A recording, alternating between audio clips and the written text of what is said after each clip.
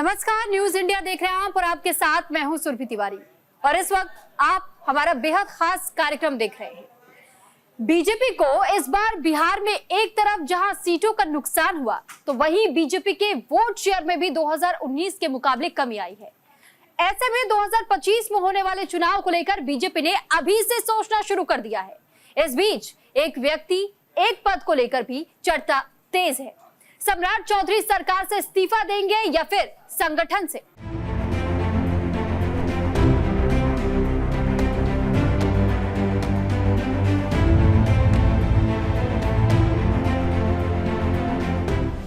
लोकसभा चुनाव के बाद सरकार का गठन हो चुका है। बिहार में लोकसभा चुनाव में मिली हार के बाद बीजेपी में हलचल मची हुई। केंद्र में सरकार गठन के बाद बिहार बीजेपी अब अगले साल होने वाले विधानसभा चुनाव की तैयारी में जुट गई। उसको लेकर मंथन का दौर चल रहा है। दरअसल बीजेपी में एक व्यक्ति एक पद का सिद्धांत लागू है। फिलहाल सम्राट चौधरी बीजेपी के प्रदेश अध्यक्ष भी हैं और बिहार सरकार में उप मुख्यमंत्री भी हैं। ऐसे में बीजेपी में एक बड़े बदलाव की संभावना जताई जा रही है। 2020 में हुए विधानसभा चुनाव में एनडीए को बहुमत मिला था। बाद में नीतीश कुमार पाला बदलकर महागठबंधन में शामिल हो गए। उस वक्त बीजेपी के सामने जेडीयू और आरजेडी से एक साथ लड़ने की चुनौती। ऐसे में बीजेपी ने मार्च 2023 में सम्राट चौधरी को बिहार की कमान सौंपी। उस वक्त बीजेपी का ये कदम जेडीयू के वोट बैंक में सेंधमारी के तौर पर देखा गया। सम्राट चौधरी कुशवाहा समुदाय से आते हैं। बीजेपी सम्राट चौधरी को प्रदेश के नेतृत्व की जिम्मेदारी देकर कुशवाहा समुदाय को खुश करने की कोशिश की। दरअसल सम्राट चौधरी के जरिए बीजेपी की नजर कोयरी और कुर्मी वोट बैंक साधने की कोशिश कर रही है। सम्राट चौधरी के सियासी सफर की बात करें तो मार्च 2023 में सम्राट चौधरी ने बिहार बीजेपी के प्रदेश अध्यक्ष की कमान संभाली। महज 9 महीने में सम्राट चौधरी की किस्मत ने करवट ली। बिहार में राजनीतिक समीकरण बदल गए। नीतीश कुमार ने महागठबंधन का साथ छोड़ दिया और एनडीए का हिस्सा हो गए। 28 जनवरी 2024 को सम्राट चौधरी ने नीतीश कुमार के साथ उप मुख्यमंत्री के रूप में शपथ लिया। बिहार में बिना जातियों के किसी प्रकार की सियासत की कल्पना भी नहीं की जा सकती। इस राज्य के जितने भी बड़े नेता हैं, उन्होंने किसी न किसी जाति को साध कर ही अपनी सियासत को चमकाया है। यादव से लेकर कुर्मी वोट बैंक तक, मुस्लिम से लेकर ब्राह्मण तक, हर जाति का अपना महत्व, जिन्हें कोई भी पार्टी नजरअंदाज नहीं कर सकती। लोकसभा चुनाव में बीजेपी संगठन में बदलाव कर कोई जोखिम नहीं लेना चाहती, लेकिन चुनाव के बाद बड़े बदलाव की संभावना जताई जा रही है। माना जा रहा है कि सम्राट चौधरी को अध्यक्ष और उप मुख्यमंत्री में से किसी एक पद को छोड़ना पड़ सकता है। दूसरी ओर राष्ट्रीय जनता दल लगातार कुशवाहा समाज को साधने की कोशिश कर रही है। लिहाजा बीजेपी राजनीतिक समीकरण को साधने की कोशिश में बिहार की जातीय समीकरण की बात करें तो ब्राह्मण 6%, भूमिहार 6%, राजपूत 6%, ओबीसी 27%, यादव 16%, कुर्मी 5%, कोयरी 11.5%, मुस्लिम 14.7%। ओबीसी समुदाय की बात करें तो बिहार में इस वर्ग की आबादी सबसे ज्यादा 63%। इनमें से ज्यादातर जातियों को जेडीयू का कोर वोटर माना जाता है। यही वजह है कि बीजेपी की नजर कुशवाहा समाज पर है। इसलिए माना जा रहा है कि सम्राट चौधरी उप मुख्यमंत्री पद से इस्तीफा दे सकते हैं। लेकिन बैठक में बिहार बीजेपी के बीच की अंदरूनी कला उभर कर सामने आई।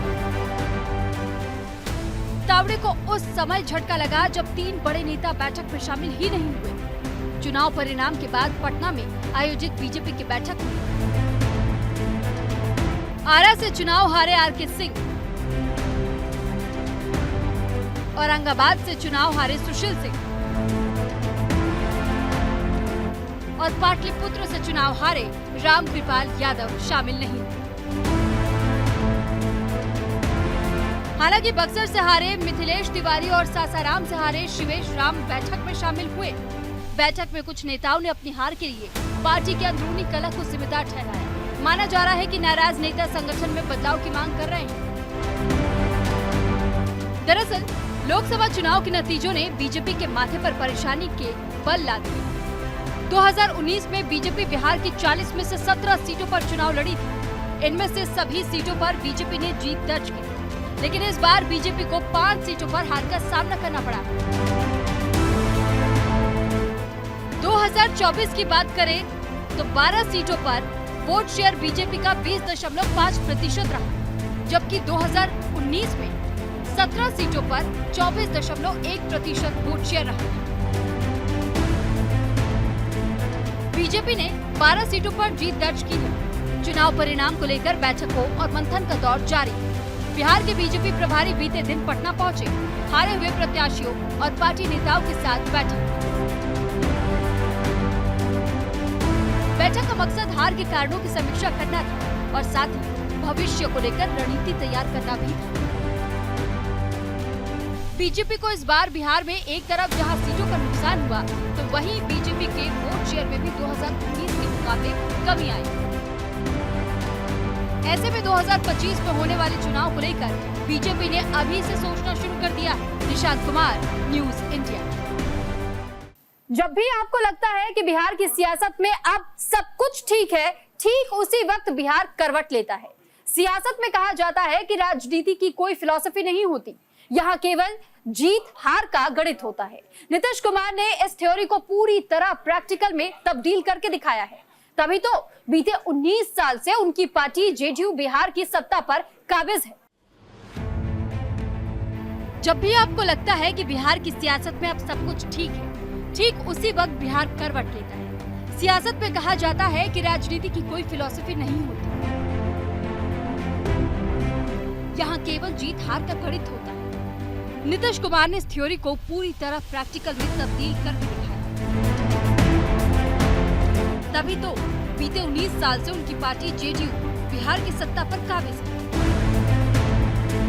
2005 के नवंबर में जब से उन्होंने बिहार की कमान संभाली है, तकरीबन साल भर छोड़ दे तो नीतीश बाबू सत्ता पर काबिज रहे। बीते 19 साल में बिहार की सियासत का ताना बाना नीतीश कुमार ने ही बुना है।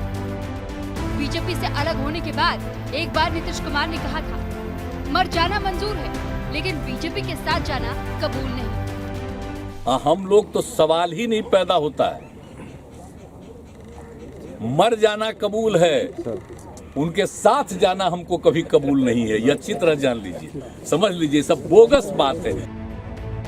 लेकिन 17 महीने बाद जब उन्होंने फिर से अपना पाला बदल लिया, साझेदार के तौर पर बीजेपी के साथ मिलकर 9वीं बार बिहार में सरकार बनाई, शपथ से पहले उन्होंने अपनी पुरानी बात दोहराई।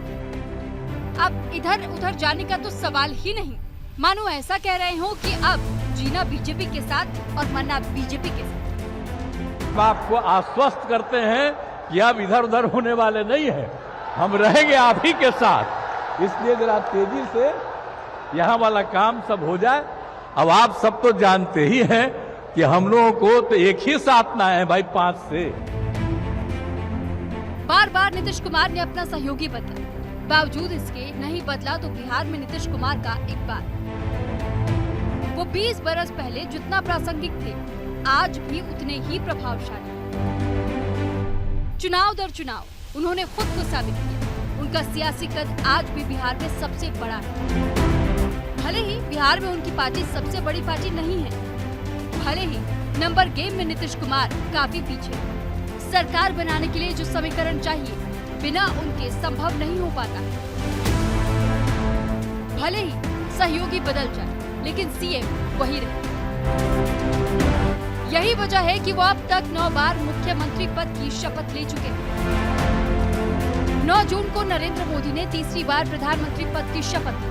इस बार चुनावी नतीजे कुछ इस तरह आए हैं कि बिहार की भागीदारी केंद्र में और भी ज्यादा बढ़ गई। बीजेपी को अकेले अपने दम पर बहुमत नहीं मिला। बीजेपी 240 सीटों के साथ सबसे बड़ी पार्टी बनकर उभरी है। दिल्ली में नीतीश कुमार की पार्टी जेडीयू बीजेपी के लिए जरूरी है। केंद्र में एनडीए सरकार को 293 सांसदों का समर्थन हासिल है। इसमें से जेडीयू के 12 सांसद। अगर मगर की स्थिति में बिना जेडीयू के एनडीए सरकार के अस्थिर होने का खतरा है। नीतीश कुमार के पाला बदलने की स्थिति में एनडीए के पास 281 सांसद रह जाएंगे, जो बहुमत से केवल 9 ज्यादा है। ऐसे में सरकार और भी कमजोर हो जाएगी। यही वजह है कि जेडीयू फिलहाल समीकरण के हिसाब से बीजेपी के लिए मजबूरी है। चाहे केंद्र में कितनी भी जरूरी हो, लेकिन बिहार में राजनीति की अपनी ही चाल है। लोकसभा चुनाव के नतीजों को अभी महीने भर नहीं हुए हैं। इस सब के बीच पूर्व केंद्रीय मंत्री, बक्सर के पूर्व सांसद और बीजेपी के वरिष्ठ नेता अश्विनी चौबे के बयान ने बिहार में सियासी सरगर्मी बढ़ा दी। आगामी लोकसभा चुनाव में बीजेपी को बड़े भाई के तौर पर चुनाव लड़ने की सलाह दी। भारतीय जनता पार्टी, मेरी स्वयं की इच्छा और मैंने अपने नेतृत्व को भी बताया कि भारतीय जनता पार्टी के नेतृत्व में एनडीए की सरकार बिहार में बननी चाहिए। हम पूर्ण बहुमत के साथ भारतीय जनता पार्टी अकेले अपने दम पर आए और एनडीए को भी, अपना सहयोगी दल को भी आगे बढ़ाए, ये हमारी मंशा है। अश्विनी चौबे ने कहा है कि बिहार में बीजेपी को नई सरकार का नेतृत्व करना चाहिए। उसे एनडीए सहयोगियों को साथ लेकर अपने दम पर बहुमत हासिल करने की कोशिश करनी चाहिए। अश्विनी चौबे को नीतीश कुमार का सबसे बड़ा आलोचक माना जाता है। साथ ही उन्होंने जोर देकर कहा कि जेडीयू बीजेपी की पुरानी सहयोगी है और आगे भी दोनों दलों का गठबंधन बरकरार रहेगा। एक तरफ अश्विनी चौबे अपनी पार्टी को नई सरकार के नेतृत्व की सलाह दे रहे हैं, तो दूसरी ओर बिहार बीजेपी के नेता खुले मन से नीतीश कुमार के लिए कसीदे पढ़ रहे हैं। पूर्व केंद्रीय मंत्री संजय पासवान के अनुसार अगर नीतीश कुमार साथ नहीं होते तो भाजपा 0 पर ही आउट हो जाती। नीतीश से नहीं होते तो बीजेपी 0 पे आउट हो जाता है।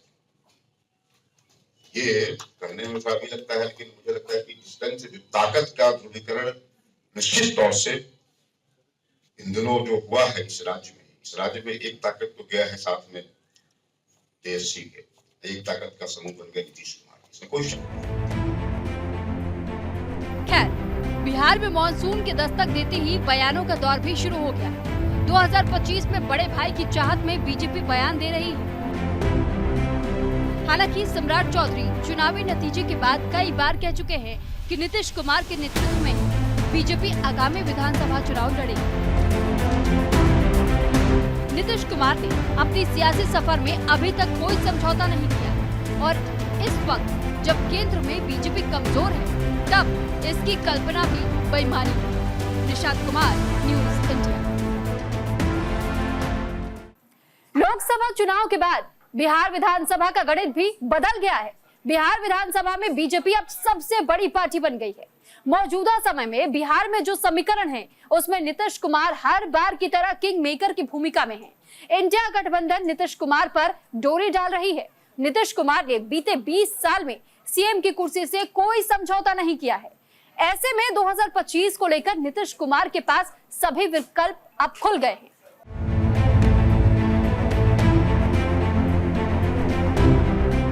लोकसभा चुनाव के बाद बिहार विधानसभा का गणित भी बदल गया है। बिहार विधानसभा में बीजेपी अब सबसे बड़ी पार्टी बन गई है।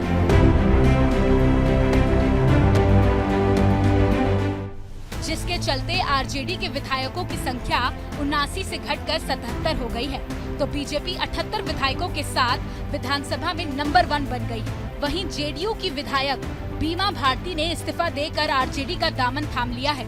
बिहार विधानसभा में पार्टी के नंबर की बात करें तो बिहार विधानसभा का गणित: party seat BJP 78, RJD 77, JDU 44, INC 19, CPIML 11, हम 3, सीपीआई 2, सीपीआईएम 2, एआईएमआईएम 1, आईएनडी 1।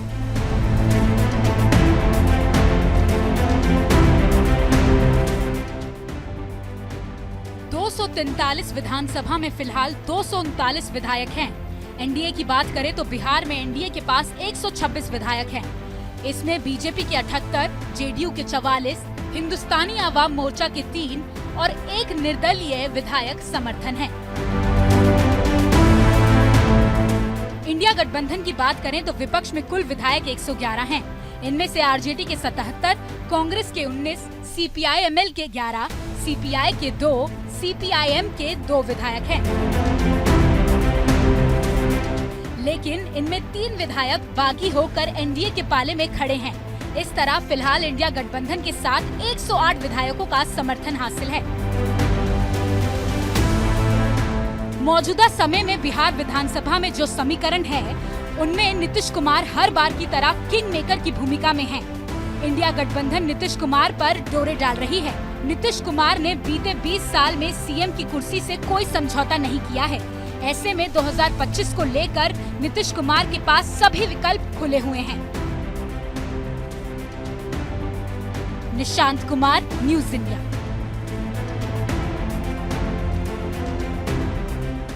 फिलहाल आज के इस बुलेटिन में इतना ही।